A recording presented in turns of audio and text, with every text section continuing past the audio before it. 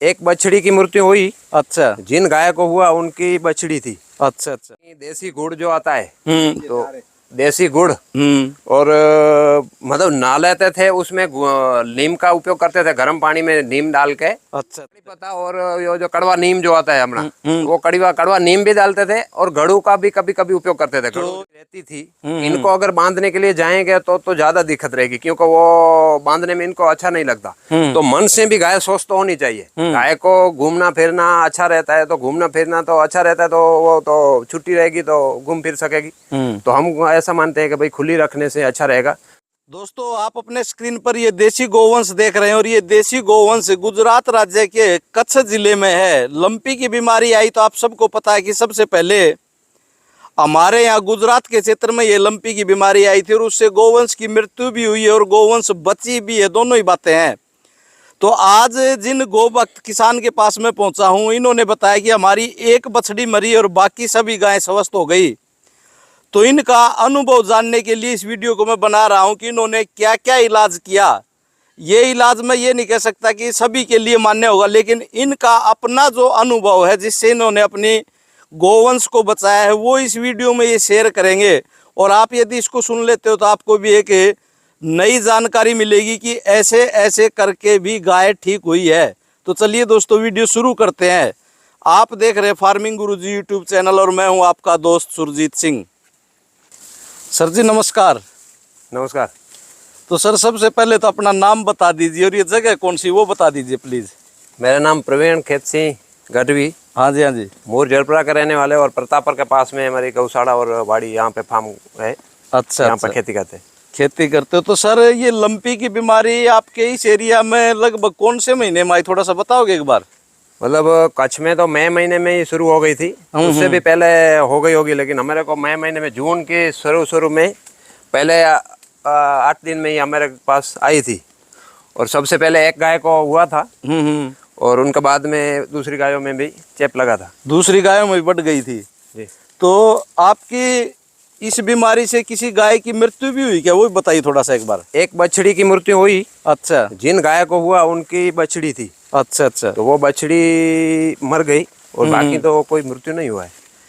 बाकी कोई मृत्यु नहीं है। तो सर, ये जानना चाहूंगा कि आपने क्या बचाव किया, इसका इलाज अंग्रेजी इलाज किया या देसी इलाज किया या होम्योपैथी किया। जो इलाज आपने किया उस इलाज की बारीकी से एक एक डिटेल बताइए।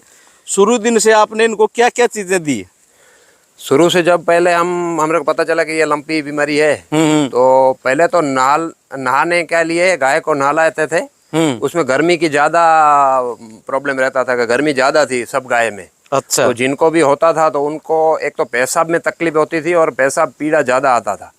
तो इसके हिसाब से हमारे को ऐसा लगता था कि गर्मी ज्यादा है, तो नहलाते थे।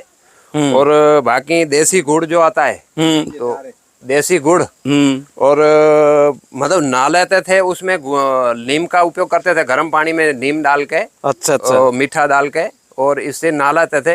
और बाकी खुले पानी से भी, ये मोटर चालू करके मोटर से वो प्रेशर से सभी गायों को नहलाते थे, जिसको हुआ है उसको भी, नहीं हुआ है उसको भी। ठीक है। और बाकी दवाई जो करते थे हम घर पे ही, तो उसमें गुड़, देसी गुड़, ठीक है, और वरियाली और धनिया। वरियाली मतलब सौंफ। हाँ, गुजराती में दोस्तों इसको वरियाली बोलते हैं। तो वरियाली समझ लो, जितनी वरियाली डालते थे उससे आधा उसका जीरा डालते थे, जीरा, वो साग का जीरा। हाँ हाँ ठीक है। तो वो भी ठंडी चीज है। और उससे आधा समझ लो 1 किलो वरियाली डाले तो आधा किलो जीरा उसमें, और 250 ग्राम उसमें अजमा डालते थे। अजमा का मतलब है अजवाइन। हाँ ठीक है। तो वो सब डालते थे और इनको उबालते थे। इसमें काली पत्ती, मतलब काली पत्ती का पान, और काली पत्ती का मतलब दोस्तों आप गुजराती भाषा नहीं समझते तो मैं बता देता हूँ, कड़ी पत्ता, उसको काड़ी पत्ती बोलते हैं। हाँ ठीक है, कड़ी पत्ता डालते, कड़ी पत्ता। और ये जो कड़वा नीम जो आता है हमारा, वो कड़वा नीम भी डालते थे और गड़ू का भी कभी कभी उपयोग करते थे। तो ये 1 मिनट आपको रोकूंगा कि कड़ी पत्ते की मात्रा और नीम के पत्तों की मात्रा लगभग अंदाजे से बता दीजिए। 1 मुट्ठी, 2 मुट्ठी या 10-20 पत्ते ऐसे करके। हाँ मतलब वो 250 ग्राम का करीब डालते थे। अच्छा दोनों अच्छा। को। और ये उबाल के इनको उबालते थे आधा घंटे तक, वो पानी आधा जो होता था तब ठंडा करके सभी को कितने पिलाते थे। कितने पानी में उबालते थे इसको? वो मतलब ऐसे ही अंदाज से सब माप एक ही सरखा नहीं था। जब जैसी परिस्थिति का जितना बर्तन है अपना वो सब भर के उसमें उबाल देते थे। तो पानी मतलब ये जो चीजें बताई इसमें पानी कम से कम 10, 12, 15 लीटर जैसा पानी डालते थे। और अच्छा। उबाल के जब आधा हो जाता था तभी उसको सब गायों को ठंडा करके पिला देते थे। अच्छा अच्छा। और ठंडा बाकी करके जो गुड़ है गुड़, हाँ। तो रात के समय गुड़ और जो आप वरियारी बोले हम, तो वरियारी वो मिक्सचर में से पाउडर के फॉर्म में बना के उसमें पिघल देते थे। और सुबह को 108 बार ये दो बर्तन में हिला के सब गाय को पिला देते थे।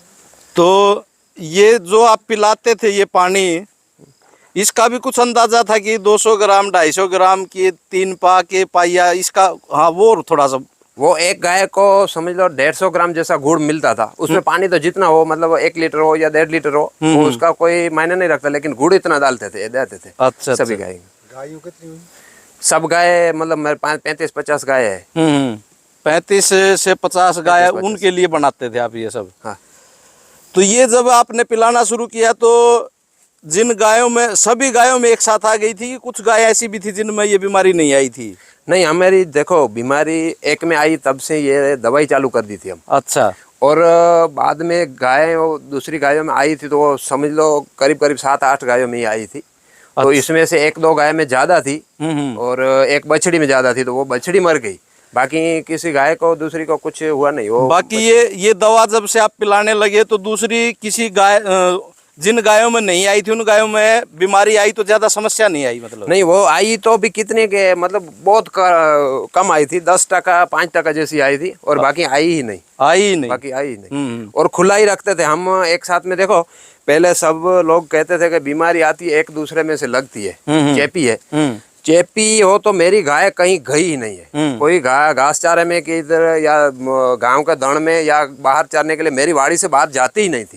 कहाँ से आई वो पता ही नहीं। कि मतलब मेरे को ऐसा लगता था कि गाय, हम इन गायों में लंपी वायरस ना आए इसलिए मैं नंदी नहीं खरीदता था कि भाई हम जहाँ से नंदी खरीदेंगे अगर उधर होगी तो सब गायों में हो जाएगी। लेकिन मेरी गाय कहीं गई ही नहीं है तो भी हुआ था। मतलब चेपी हो या एक दूसरे में से लगता था ऐसा नहीं है।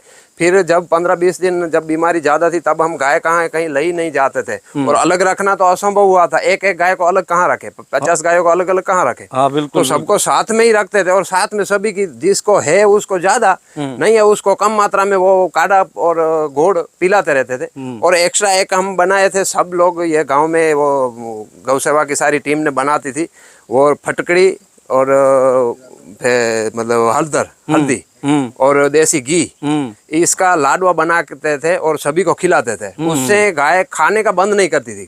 खाने का शुरू करती थी। जो गाय खाने का बंद नहीं किया वो सब बच गई। अच्छा अच्छा। और इसके अलावा भी आपने कोई सावधानी रखी क्या? इनको बांध के रखा या खुले में छोड़ा, चरने के लिए छोड़ा, वो भी कुछ ख्याल रखा का आपने? नहीं, इनको बांध के तो रखना असंभव था। और रखने से गाय को देखो वो जितनी खुली रहती है इतनी उनको भी मजा रहती है, उतनी मात्रा में वो खुश रहती है। तो उनको हम खुली ही रखते थे। हम वाड़ी में, हमारे ही वाड़ी में, बाहर नहीं ले जाते थे, लेकिन वाड़ी में खुली तो चराने के लिए ले जाते थे। और शाम का समय वो जो पहले जो सिस्टम थी, दिन को चरने के लिए जाती और शाम को इधर गौशाला में वाड़ा में ले आते थे। तो आपके हिसाब से जो गाय एक खुट्टे पर बंधी रहती थी वो जल्दी ठीक हुई कि खुली जो रहती थी वे जल्दी ठीक हुई? देखो बंद हमारी गाय खुली रहती थी। इनको अगर बांधने के लिए जाएंगे तो ज्यादा दिक्कत रहेगी, क्योंकि वो बांधने में इनको अच्छा नहीं लगता। तो मन से भी गाय स्वस्थ तो होनी चाहिए। गाय को घूमना फिरना अच्छा रहता है, तो घूमना फिरना तो अच्छा रहता है, तो वो तो छुट्टी रहेगी तो घूम फिर सकेगी।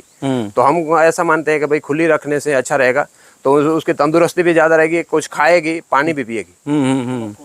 तो दोस्तों इस प्रकार गुजरात राज्य के कच्छ जिले में जो ये लंपी की बीमारी आई, तो इस बीमारी से इन्होंने अपने गोवंश को कैसे बचाया वो अपना व्यक्तिगत अनुभव इन्होंने शेयर किया है।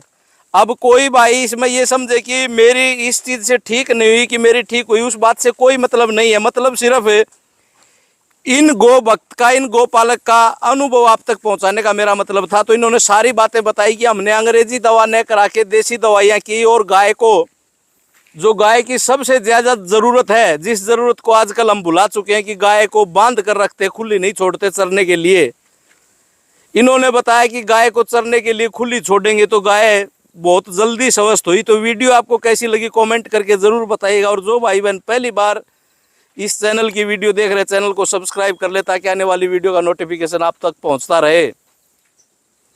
अपनी वाणी को विराम देता हूं। धन्यवाद। जय हिंद, जय जवान, जय किसान, जय गौ माता, जय गोपाल। भाई साहब आपका बहुत बहुत धन्यवाद।